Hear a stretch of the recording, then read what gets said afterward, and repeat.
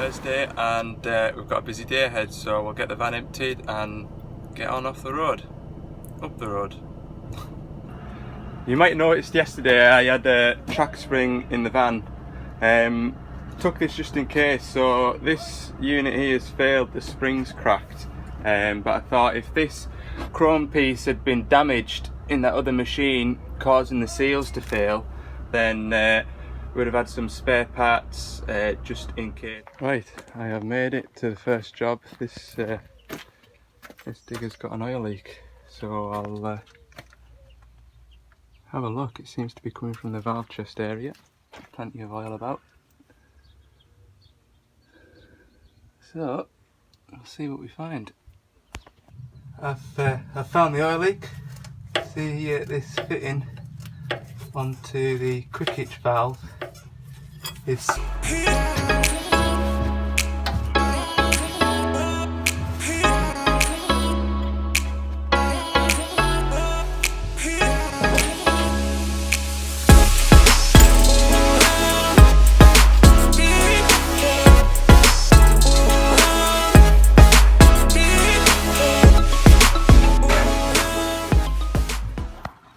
right enough. There was a o-ring split, so quite often what can happen if the fitting comes slack, the o-ring fails, and that's what causes it to leak the oil. So we'll get it replaced, put it back together and see what happens. That's the first digger sorted for the day. It's amazing how much oil and how much mess can be made from a tiny little o-ring like that, but yeah, I think that's pretty good. He phoned me at about 4:30 yesterday and we're here just now, so yeah, it is about 11:30 and we'll go and service this next digger. Right, get on with this service. Nice view. Makes a difference when the weather's good. I didn't get much footage of that service, but believe me, there'll be plenty more opportunity to get a video, show you servicing these diggers. Plenty to do yet. It's after lunch now. We've got an 8.5 tonner and a 2.5 tonner after that, so let's see how we get on.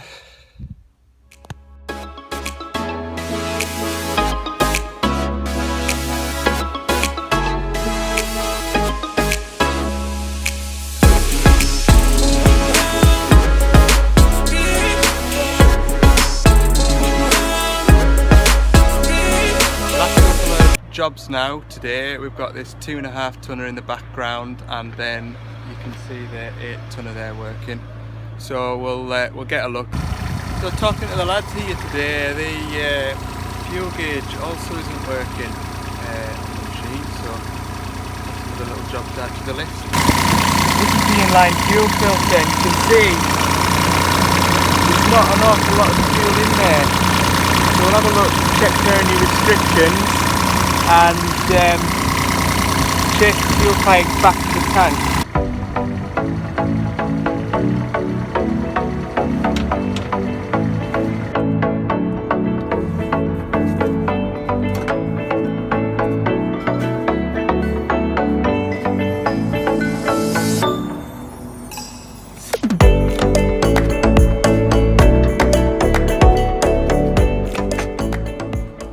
I'm just looking here, so that's your fuel out the diesel tank. It runs under the seat base here,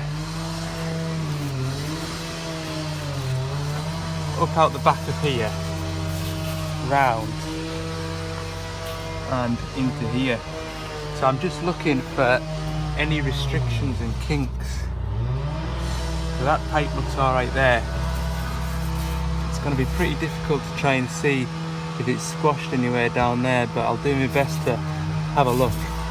And there is potential, when we've got the floor plate on here, there is potential for the floor plate to crush this pipe against these other pipes in here, so maybe look at rerouting it elsewhere.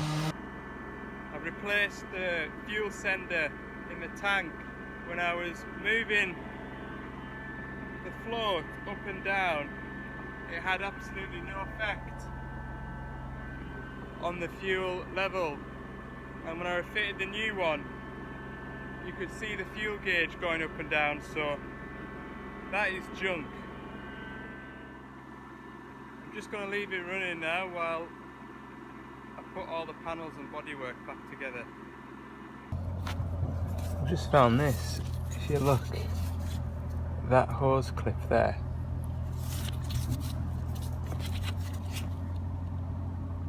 you can see it isn't properly on. It's 5:20 now. I've had that machine running for half an hour or so. It seems alright. The driver's going to give it a go tomorrow. I'm actually going to be back up this way on Monday, so this site's closing now. I've had a quick look at the 8-tonner. There's no power at the plug, the fuses are okay and the relay's working, so there must be a break in the wire between the relay and the external light socket or light plug. So I'm going to come back on Monday afternoon and dig into it a bit deeper. Morning, it's Friday and it's going to be a bit of a different day to what I had planned in my head. I was going to go up to the 8.5 tonner to refit the DPF filter. Unfortunately, or fortunately, the company has sent it back with DHL and we won't get that till about lunchtime, so I'm going to change my day around. I'm going to go and get this 160 serviced, and then at lunchtime hopefully the filter will be in and my parts guy is going to meet me on the road with it, and we'll get that 8.5 tonner up and running for the weekend with a bit of luck. So here's hoping Friday will go to plan. Well, this isn't a good start to Friday. There always seems to be something comes up on a Friday more often than not. I've managed to find a car park on the M74 and there goes a fire engine, so it's not looking good. Right, I'm here on site. I'm just going to start a 2,000 hour service.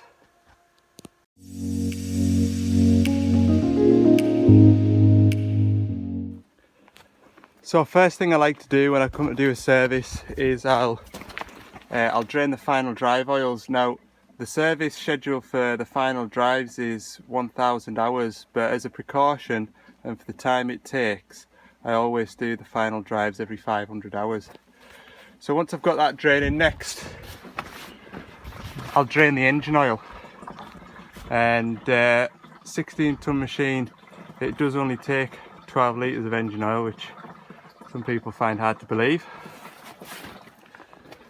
Once I've done that, I'll change this fuel filter, pilot filter, primary fuel filter and the engine oil filter. This is the engine air filter and it's recommended for change every 2,000 hours. But of course, if you're working in a dusty environment, I would be pulling that out and cleaning it every week, depending on the conditions that you're working in. Also worth noting is this machine is obviously running on AdBlue, and on this machine this is a red LED light, and the purpose of that is so you do not isolate the machine until the AdBlue's finished purging. So when that red light goes out, then it is then safe to turn the isolator off.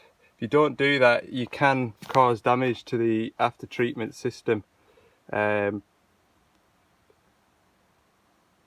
it doesn't complete its purge and it's drawing all the AdBlue back out the lines, back into the tank, and you isolate it and there's a hard frost or even the temperature in the exhaust can cause the AdBlue in the lines to crystallise and block the lines, leading to AdBlue malfunctions.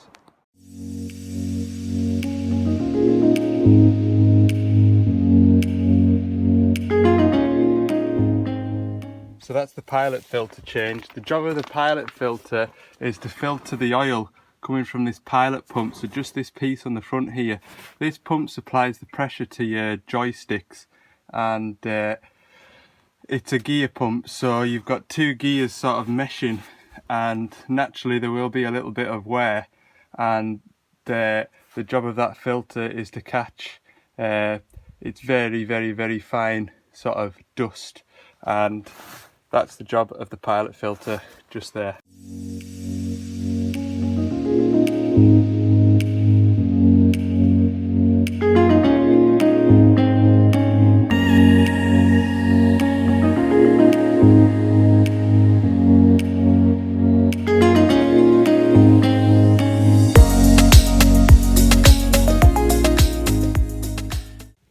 This is the hydraulic oil return filter. Its job is to filter the oil as it comes back into the tank. Next I'm going to change this engine breather filter. It lives in here.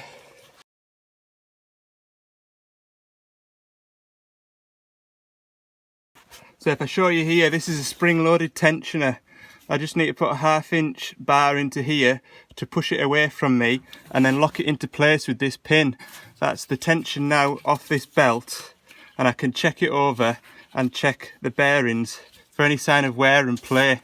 I've replaced both the cab filters, and the last job now is to refill these final drives with oil. So fill it from the top and stop when it runs out. That's it serviced now, so I've changed all the filters that I need to. Like I said, I'm just having a walk around, making sure there's nothing leaking, and then I'll once I'm happy with it, I'll check the hydraulic pressures and reset the service clock. Right, that's digger serviced. Fortunately or unfortunately, the phone signal's terrible in this area, so I've got no idea whether the DPF filter for the next job has landed or whether the parts guy's on his way up to meet me. So I'm gonna go and find some signal in the direction of where I'm heading to next, and hopefully my plan will come together nicely. Something I particularly enjoy about this job is the places it takes you. My area doesn't really cover a lot of cities, and maybe the odd job up near Edinburgh or in Edinburgh or Glasgow, but predominantly this is the kind of working environment that I'm working in. It's great when it's dry anyway. So I've had a phone call, and there's a machine that's broken down, so it's rather ruined my plans for the day, as is the way often with a Friday for me. Yeah, everybody looks forward to a Friday, and Fridays always go hectic, so I'm going to try and get both these jobs squeezed in today, but I have spoken to the owner of the 8.5 ton digger, and he's happy to wait till Monday if needs be. So yeah, it can get pretty stressful, but I will just put our head down and get on. Right, I'm home now. It turned into a bit of a late evening, and I didn't get any footage of that because I just wanted to get home. So if you've enjoyed this video, please hit the subscribe button and ring the little bell. If you have any questions or anything you'd like to see in the future videos, leave a comment in the box below, and I'll do my best. Cheers.